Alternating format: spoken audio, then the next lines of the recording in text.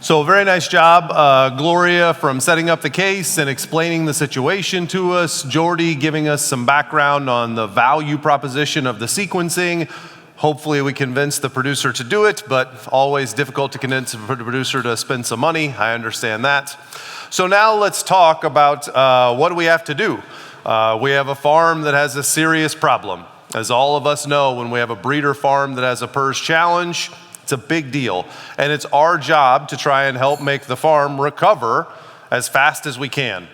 PRRS always has some consequence. PRRS is a burglar that breaks into our farm and steals some pigs from us. But we want to minimize how many pigs we are going to lose and how long we will face this challenge.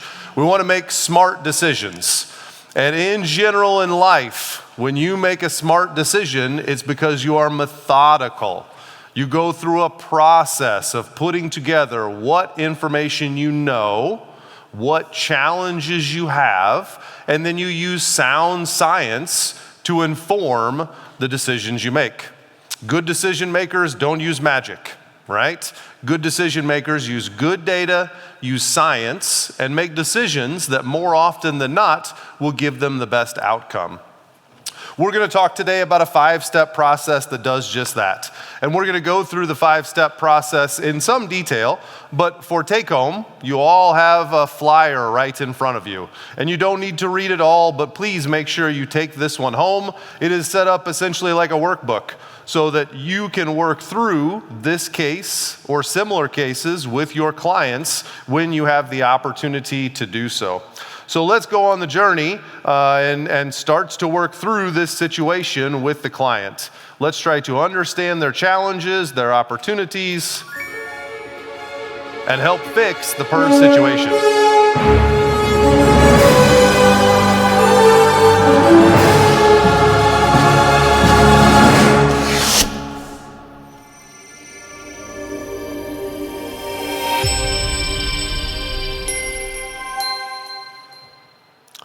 Step 1 of our 5-step process is identifying our desired goal. We must know the vision. We must know the outcome that the producer defines as the best outcome. And it's important that the producer defines this. There is no one best answer for the path forward with PRRS. For some producers, maybe they should control the virus and maintain the antibodies so they have some protection if they see the PRRS again. For other producers, maybe they should eradicate the virus altogether and go back to being naive. We have to respect that each producer will know their situation the best, and they will make a good choice for that situation. We're going to do our first step, identifying our desired goal, and then we'll go through the different steps. And as a brief overview, step 2 will be understanding our current status. In this case, it'll be pretty fast. As Gloria explained, we have some PCR positive results. We have some clinical signs on the farm. No producer wants to stay in that situation. So easy to define our current status, and we know that's not the one we want to be in. Even with knowing our future vision of what status we want long term and our current status, we will have some constraints that maybe are difficult to overcome on the journey to getting to where we want to go with PRRS management. So step number 3 is being honest with those constraints. Constraints are facts. There is no way that we can just hide from the challenges of our situation, hide from the challenges of our facility, or hide from the presence of other pigs infected with PRRS in close proximity to our farm. So we must understand those constraints and put together a plan that works around them, that helps to put us on the best path forward, knowing that there will be constraints. And ultimately, we have to develop and implement some solutions and then monitor the outcomes. Make sure that we are progressing on an acceptable timeline to get to the future state that we want. All right. Understanding our desired goal comes down to a fairly simple choice. Do we want to control or eliminate the virus? I suppose you could argue that there's a third pathway, that we could do nothing, right? that we could just allow the virus to progress through the farm and accept the losses that PRRS would have. But like PRRS being a burglar, right? We wouldn't let the burglar just work through every room in our house and take whatever they want. We would try to lock the burglar down and constrain where they can go. So it really comes down to our final outcome being, do we want to control the virus, meaning we maintain antibodies in the farm. The breeder farm will have antibodies to protect against a future introduction, or do we want to eliminate entirely? Do we have a low pig density situation? Do we have a great biosecurity situation? Do we have confidence that we could eliminate, be antibody negative, and not have consequences from being antibody negative? This is a difficult choice, and we're going to have Dr. Linhares come up here in just a minute.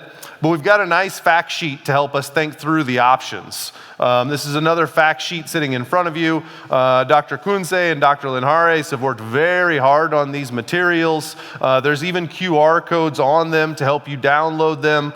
Very good information on these, and I would encourage you to take these home as reference materials to help you go through the 5-step process in the future.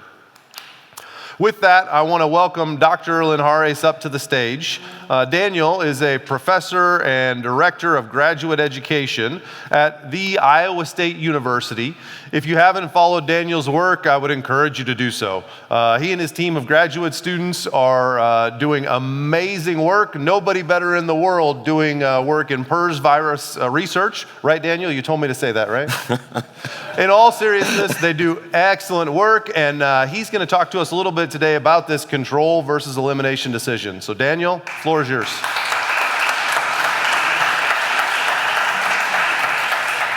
Thank you, Clayton, and thank you, every single one of you, for being here today and spending your time. You could be out there in this beautiful country, but you chose to be here instead, so thank you. And so we're going to continue to walk through this case, and as Clayton said, one of the first questions you have to ask in PRRS situation is, am I going to control? Am I going to manage the infection? Or am I going to eliminate the virus? And just to make it simple, choosing to control or eliminate is actually just answering 2 simple questions. Do I have high confidence that I'm going to be able to achieve elimination if I try to do so?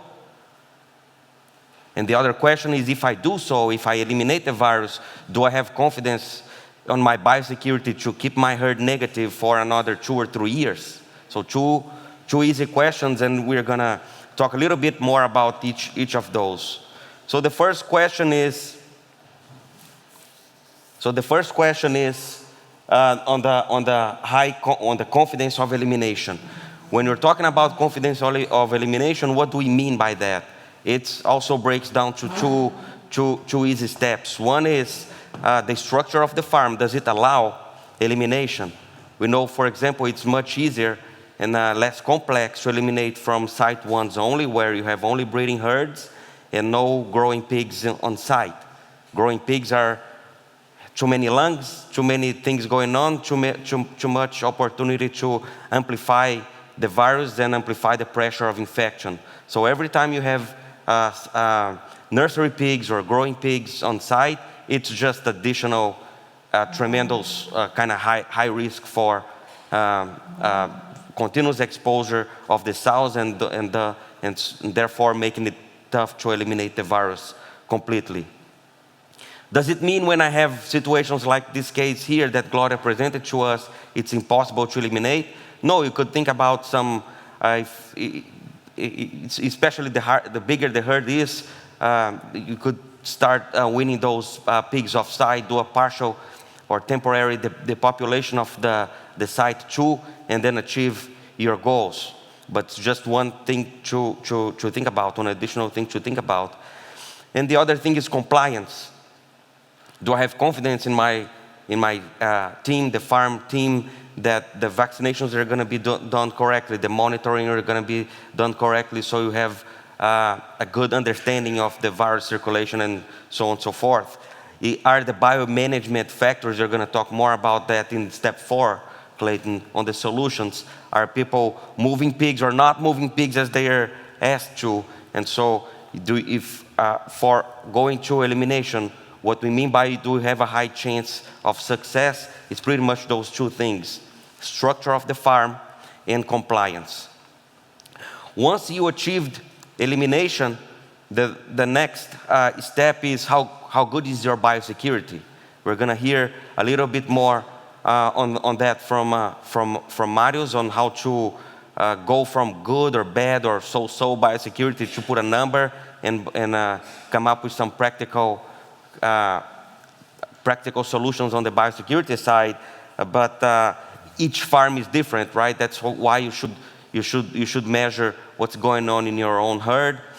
In the US, we have a program called the Outbreak Investigation Program. There are different versions of that, but the point is it's important to understand if your farm breaks every year or twice a year or every 10 years, it doesn't matter. The important thing is to understand where the virus came from. And so when you implement the outbreak investigation, that's nothing more than just asking some questions and doing some molecular investigation using sequencing as Jordi described and come up with some educated guesses of where the virus came from. A lot of times we're able to get really close to 100% confidence that the virus came from the neighbor or from the guilds or from whatever source. A lot of times we don't, but still we investigate and close the biosecurity doors, right? It's impossible to do an outbreak investigation and don't identify at least a few opportunities to improve biosecurity, and you do that cycle over and over the years, your biosecurity is going to be much stronger. From the American experience, those are the top 3 biosecurity risks associated with outbreaks.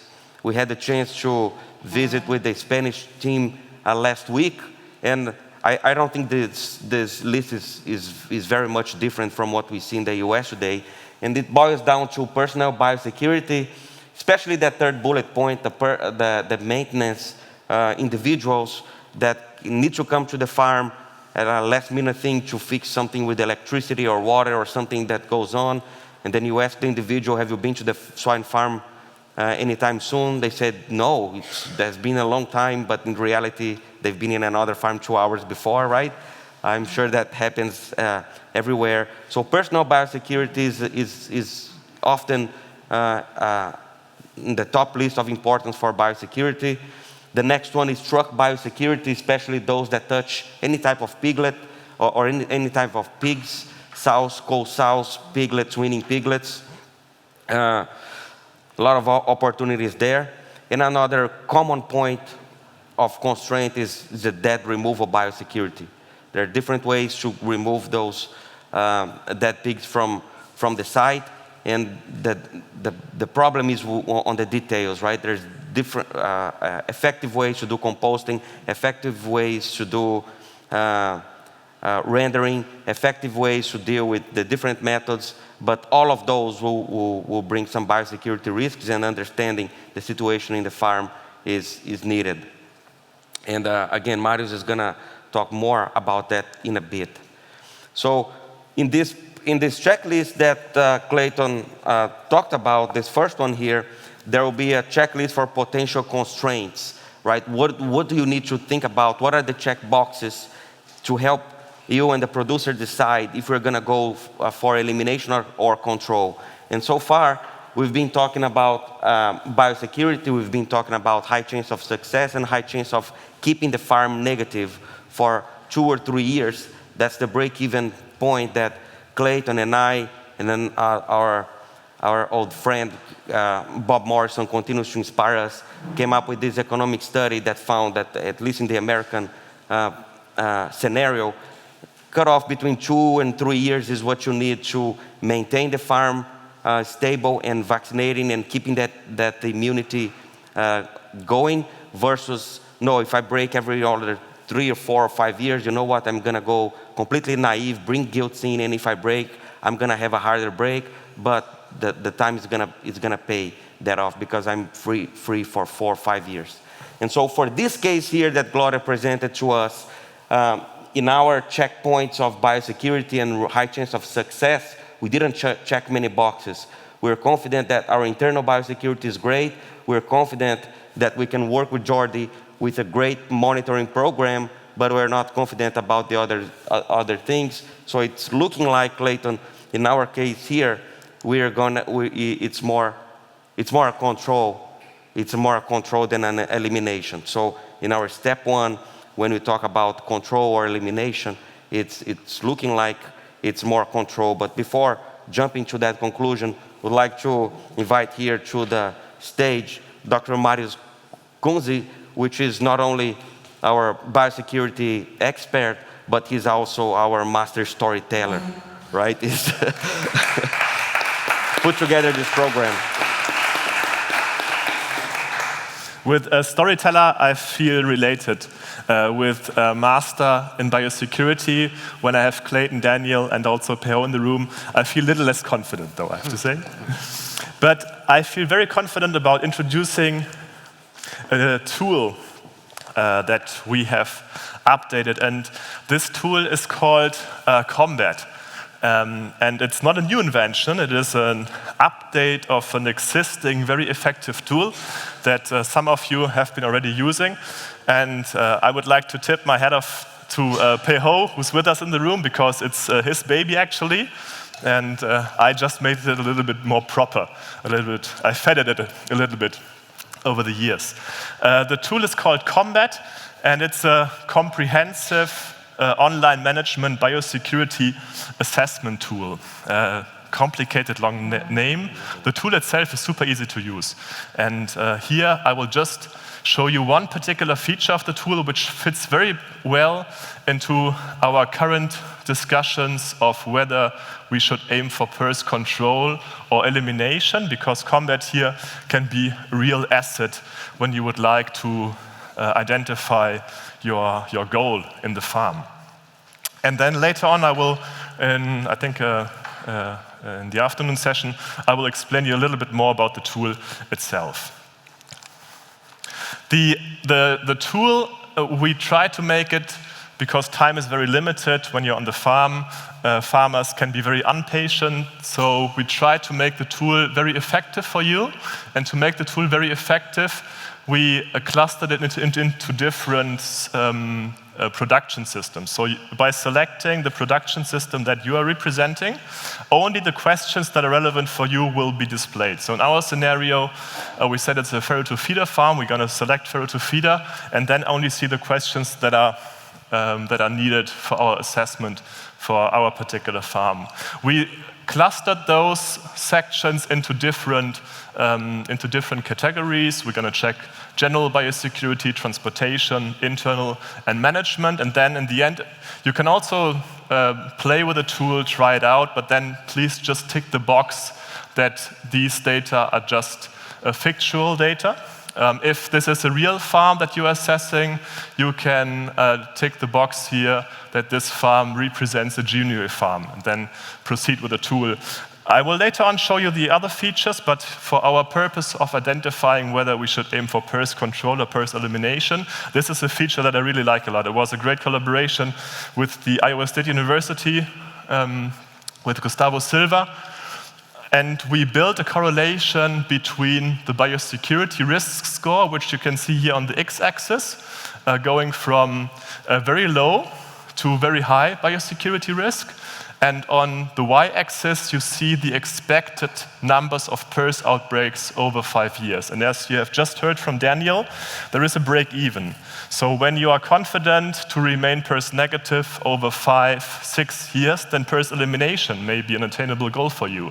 If, based on your biosecurity assessment, for example, you do have a higher chance of breaking with the disease more frequently, as in our scenario, which you can see here. So based on our biosecurity assessment, we have an expected number of PRRS outbreaks, which is twice within 5 years. Then in our scenario, I would suggest that we don't aim for PRRS elimination, that we aim for PRRS control. So here, this particular feature of Combat, based on your individual biosecurity assessment on the farm, can really help you identify setting a goal that is attainable for you.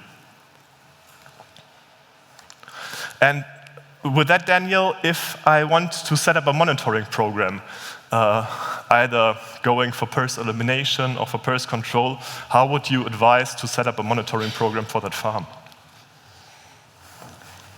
Yeah, when we talk about monitoring, especially today compared to some 5 or 10 years ago, there are many different ways to do that. If you think about tongue tips, you think about processing fluids or castration fluids, however you call it, oral fluids or family oral fluids, the good old serum, udder wipes. There are many blood swabs. There will be different ways to do that. The key thing is to think about how does it fit and what does it mean in terms of sharing at the population level, at the site 1 level. And if you have, of course, as in this case, a nursery level, what does it mean for sharing in that population as well? So to help think about that, what sample times I'm going to collect, frequency, sample types, all that stuff, we're going to talk more about that in the afternoon. But it's good to look what you're trying to answer. And this table here shows the framework from the American Association of Swine Veterinarians, the AASV, the guidelines for PRRS monitoring in the breeding herd, and how does it help to categorize the sites in this transition zone between positive and negative, right? There is a big world here between positive and negative. Positive unstable is the first category, which is the very first one when the herd comes through an outbreak, and then it transitions all the way to everything negative down there. But in our case here, we are already talking about in our current status here is we're right after the break. So PCRs and ELISAs, if you choose to do ELISA, it's expected to be everything positive. And you don't even need the diagnostics to look at the pigs and look at the production numbers and understand there will be a clinical impact of the virus pretty active in the herd. We're saying our goal here, Clayton, Marius, right, is to control. So we're not going to reach the green stage, the provisional negative or the negative. We're going to be happy here and aiming for the blue stage, which is the stable. We can further talk about are we going to do that using vaccine or not, but we're going to aim for stability. And what does that mean? It means that if I implement again, could be tongue fluids, could be processing fluids, could be whatever you use for monitoring, better yet, if that's as frequently as weekly, when there is no evidence of PCR positive pigs for 12 consecutive weeks, that's the standard for the AASV to call the herd stable, meaning the herd is consistently winning PCR negative piglets. ELISA should still be positive because there's immunity there. So an ELISA in our case here won't have any use. So at the end of the day, it's going to be weekly monitoring, and we expect to see a string of negative results whenever it's 12 consecutive weeks. We're going to call it good. And Clayton, so far we talked about, it seems like we're not very confident on our biosecurity, just where the farm is located, and it's a site 2 with a site 1, so it seems like we're aiming for stability here, right? Would that conclude the step 1 of the program? I think that's the most practical approach, Daniel. We get some real constraints from the farm that are not things we can just change tomorrow, right? We cannot pick up the farm and move it to a low density area. We cannot change everything about the biosecurity infrastructure of the farm. So control is the most practical path forward. Now we can start to think about where are we at today. So we know where we want to go. We know we want to control this, stay antibody positive, but get rid of the wild type strain. Now let's talk about how are we going to get from where we are today to where we are going.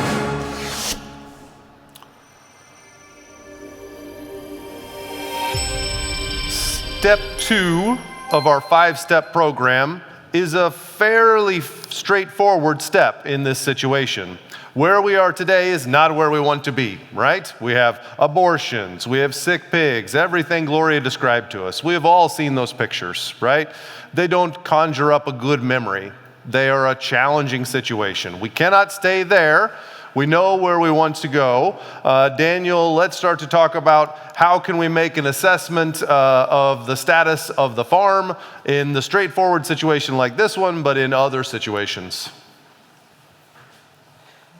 Yeah, so our current status, as we said, it's going to be it's clinically active, it's right after the outbreak, so it's positive, it is positive, unstable, as we've seen. We want to we established that our goal is going to reach stability, which is those 12 weeks, 13 weeks or more weeks consecutive negative results. But between that, you also have what we call the positive stable at low prevalence, which is if you look at the weekly results and do a moving average of those, looking for, at the most 12 recent weeks, when 75% of those are negative, you could call the herd as low prevalence. At that stage, the herd is likely going to be subclinical, so productivity-wise, it's recovered or close to recovered in the site 1, and then the very next stage is going to be the status, as we saw here in the table, right? It's going to be the stable. And we would also like to record, to remind what Jordi said. We think it's very important. We've been recommending that and doing that for the past few years. Is every time there's an outbreak, you really want to do a sequencing. And you really want to do a whole genome sequencing. Because if you ask Jordi, a lot of times the R5 is all you need. But it's not rare where the R5 is not enough. It's not good enough. Some 10 to 20 to 30% of the times you will have R5 readings that doesn't match with the clinical picture, doesn't match with the epidemiological situation to explain where the virus came from, or if the virus evolved or not, or if there are co-infections with multiple PRRS viruses. And every time you do a whole genome, you also detect what's beyond PRRS. So it's not uncommon to detect situations where you were infected with PRRS, yes, but there's also a parvo situation, a PCV situation, and some other viruses causing problems. So we like to do the whole genome within a few weeks post-outbreak, so you get a reading of what's the baseline of virus or viruses present in that herd. We found outbreaks with 1 or 2 viruses. We found outbreaks with 3 or more. We found outbreaks with up to 5 different PRRS viruses. We're talking about PRRS only now. So you really want to set that baseline, so when you're transitioning, and we're going to talk about what do you mean by this transition to fully recovered. If everything is smooth, great. You don't need that whole genome for that outbreak anymore. You may need it in the future if the farm rebreaks and you understand if it's the same or not. But then, what if the recovery is not a smooth ride? What if there another spike in aborts, or the CT values doesn't go up, just stays stubbornly in the 20s or low 30s, and you understand, do I have new viruses coming in? Do I have multiple strains of virus? Is it changing on us? That's when you want to do another whole genome to understand what's going on and help you make the decision of, do I need to do another whole herd vaccination? Do I need to take care of the co-infections? Do I need to revise my biosecurity further and stop multiple or different viruses coming in? So we want to remind the importance of understanding the need here for the full genome sequencing at the beginning of the outbreak. And in summary here for the step 2, it's about determining the current status. We understand that we are 1A, so positive, unstable, at a high prevalence with a lot of viruses. If you throw any PCR there, it's likely going to be positive, and the clinical signs pretty active, and know the enemies. So sequence your virus, establish your baseline.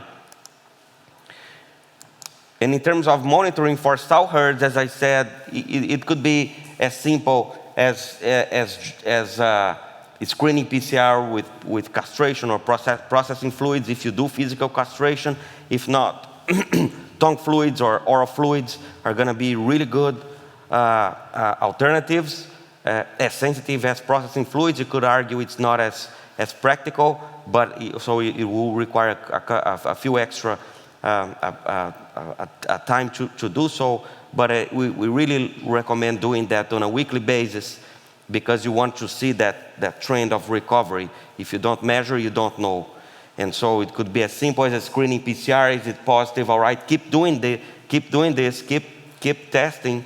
And so because you want to see that those CTs climbing up toward negativity. If it's negative, great. Keep doing that too until you have that string of 12 negative results, so you can call the herd stable. How about our our nursery site that Gloria keeps in the site?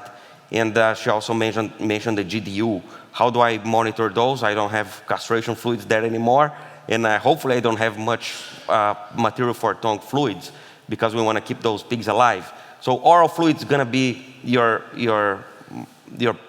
practical way to monitor virus circulation in the herd. In the nursery, some 6 oral fluids are going to be just fine. And then in the gilts, if you could hang for the incoming gilts in the herd, we're going to talk more about that later in the day. But we like to see people collecting oral fluids from every pen from the gilts coming in, and then you pull them in 6s or 5s, but you want to get a great coverage for those gilts to understand their status coming in. What you don't want to do is bring gilts that are still shedding virus to the herd. Daniel, I have one question for you. Yes. Gloria told us that our farmer is very price sensitive, so he's looking very much on his expenses. I know that you are a fan of pooling, so you have done a lot of research, you and your team, exploring the benefit of pooling. How much, when we talk about processing fluids, the PCR sample in piglets at 2 to 4 days of age, how much piglets could I pool within just one PCR sample? What would be your recommendation? Yeah, good question. We get that all the time, right? And so for processing fluids is by nature a sort of a pooling sample, right? Some call that an aggregated sample, but in the sense of word, it is a pooled sample from hundreds of piglets, and that's why it works. If you do sensitivity analysis by liter level, meaning you bleed all the piglets and then you collect processing fluids from that same liter, the sensitivity is not very great. It's like 50% or so, because you're only collecting the male. But you don't have 1 liter, do you? You have several liters. So what are the chances that you're missing? So it's a probability game where what's the chance that you're going to miss all the liters? It's not very high. Lance can make that calculation here for us, but it's a series of Bernoulli trials where you flip the coin. You only get 50% there, but you flip several coins.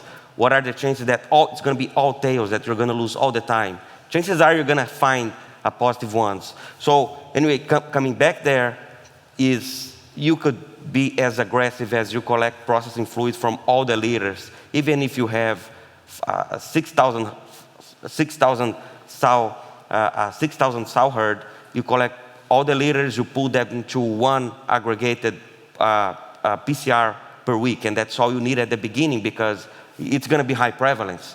So if you miss, the chances are you're going to detect it. So you collect processing fluids every day, you put it in a bag, and then you send all those bags to the lab, the daily bags to the lab, and ask Jordi, hey Jordi, I want 1 PCR pulled from every day from all the rooms. So that's all you need at the beginning. And then as the time goes by, herd immunity kicks in, prevalence starts to go down.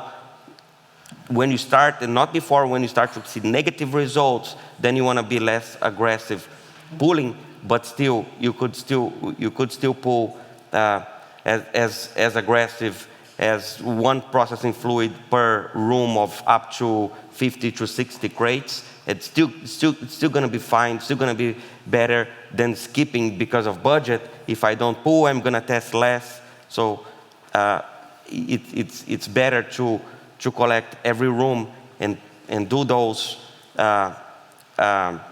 as frequently as covering all the rooms, than be afraid of pulling and skipping a room, skipping a week, and that way not detecting the virus at low prevalence. Perfect. So our recommendation for Gloria would be start with all the pigs in one sample, continue monitoring up until you see a reduction of virus, and then reducing the number of pigs per sample per PCR. But at that stage could still be one PCR per up to 50 to 60 crates. Okay, yeah. So it's still very, very effective. Uh-huh. So that's a massive pool. Then. That's massive pooling. Don't be afraid to pool, it works. So in the fact sheet and in the 5 steps, you see a text box that you're able to fill out to list the most important constraints in your farm. And you probably know already the most important constraints in the farm that you are consulting. Anyhow, we would like to give you some additional guidance, particularly also to walk the farmer through the process, identifying the hurdles, the constraints in the farm that he's dealing with, and therefore it is my pleasure again to walk you through the combat tool. Whereas in the first part of today, I have introduced you into one particular feature, how you can use combat to determine of aiming for PRRS control or elimination. And in the next couple of slides, I would like to show you the other valuable feature of this biosecurity assessment tool. As you have seen in the morning, we have broken down the questions. First of all, we decided on the most important questions because we find it valuable if you can repeat the biosecurity assessment over time. And only if the assessment is repeatedly done, so every 3 months, every 6 months, however you would like to conduct this, this really gives you a benefit, because then you can track biosecurity over time. But you will only do this on a routine basis if the tool is really easy to use. Therefore, we said we want to make it very targeted for you, allowing it to conduct the biosecurity survey within 20-25 minutes. And therefore, we have clustered those questions into the different buckets. So first of all, we have the general information, then we have external, transportation, internal, and management. And you see this moving target here on the top, guiding you through the different categories. So after answering each section, you will see what to expect. And how much further time is needed to conduct the biosecurity survey. We also would like to be able, or we also like to enable you to use the tool to make it a service for your clients, for your farmers, and therefore you can personalize the tool. So here within the settings sections, you can upload your logo, your company logo. If either you're a vet practice or if you're a production company, you can personalize the report.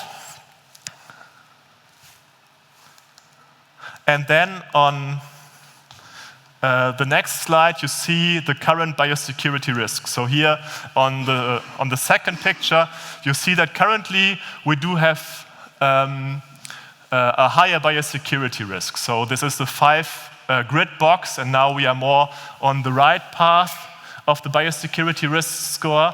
And the tool automatically suggests you the most important actions, the most important tasks.